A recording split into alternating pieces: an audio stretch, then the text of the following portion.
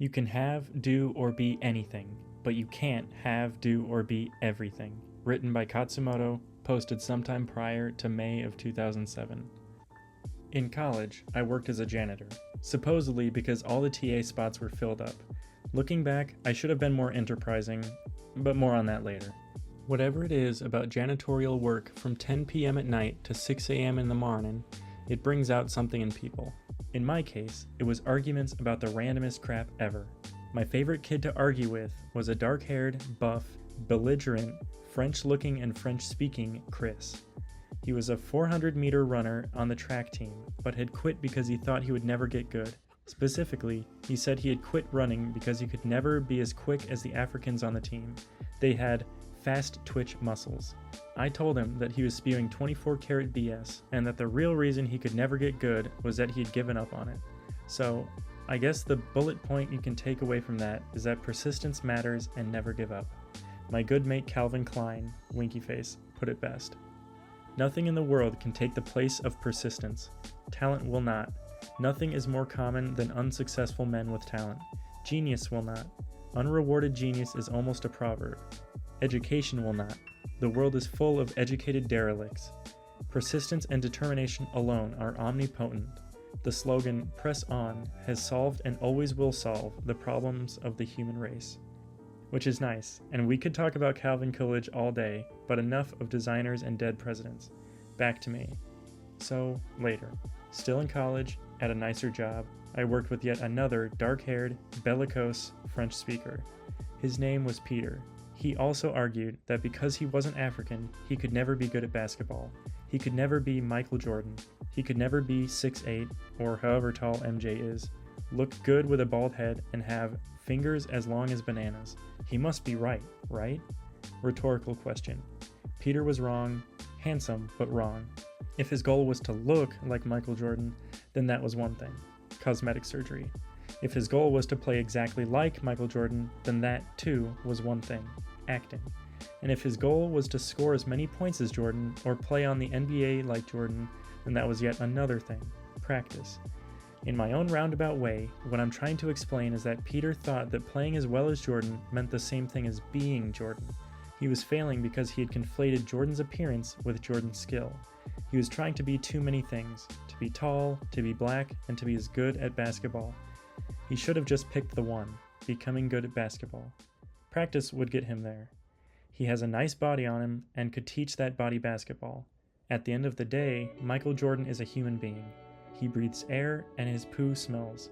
He taught himself an advanced skill just like every other human being has. He became the best in his field through extensive practice and dedication. He and Larry Bird are famous in the NBA for being particularly dedicated to practice, with the habit of always starting it earlier and doing it longer and harder than all of their teammates. As Calvin Klein said, talent won't get you anywhere. Nothing is more common than talented people who are failing in what they do. Now, unfortunately, in order to be like Mike, Peter might have to scale back on things like school, candy, and hanging out with ditzy girls with names like Kimberly. But if he really wanted to do it, he could get into the NBA and break Jordan's records. But therein lies the problem. Peter probably wasn't willing to do those things. He wanted it all. Sorry, Peter, no dice. You can have, be, or do anything. It's not just something the nice teacher at school told you. It's the truth.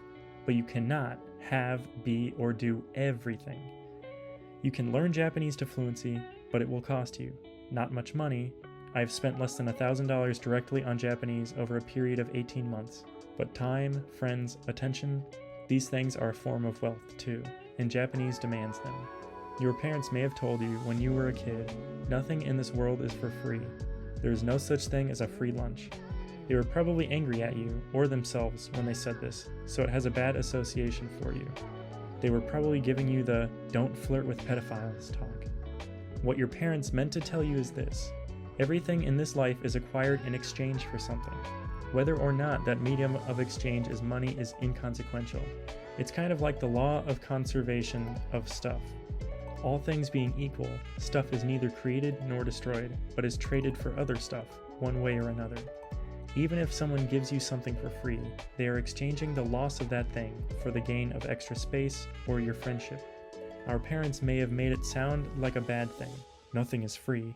but it's actually a good thing. It's wonderful, because the fact that everything has a price, an exchange rate, means that everything can be bought.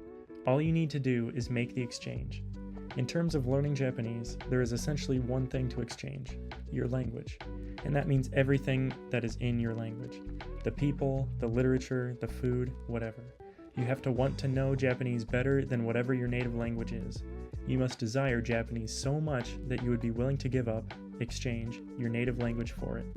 As it turns out, this exchange is only temporary. But if you do not have the desire to make the exchange, if you desire to hang on to a non-Japanese life, to non-Japanese friends, and to non-Japanese books, movies, songs, while you're trying to learn Japanese, then I am by no means telling you that you will fail, but don't be surprised if you do. And if you do fail, don't blame it on your ability. Your ability was never insufficient. It was your desire that was lacking. Your desire for Japanese was insufficient. It simply didn't outstrip your desire to see Pirates of the Caribbean 4, Black People in the Lagoon Are Cursing, with your friend Matt, before the Japanese dub came out. You wanted it all. You wanted both the non-Japanese life and the Japanese life. Well, guess what? Those two things tend to cancel each other out. Let me say it again. You can have, do, or be anything, but you cannot have, be, or do everything. As long as you want it enough to do something about it, then you will have native fluency in Japanese. So, if Japanese is what you want, then get on it. All over it. Stick to it. Live Japanese, breathe Japanese. Drink it, sleep it, everywhere, everything, all the time. Ignore other languages. Push them out of your life like small children that get in your way when you've been standing in line all night waiting to buy your PlayStation 3. Hey, those kids had it coming, winky face. And why do all this? Well, because you want to. You want Japanese, that's why. You want to function in Japanese society. You want to read the newspaper, go to the bank, write the book, watch the anime, read the manga, make the friends, whatever. And you're willing to make this exchange in order to get it, right?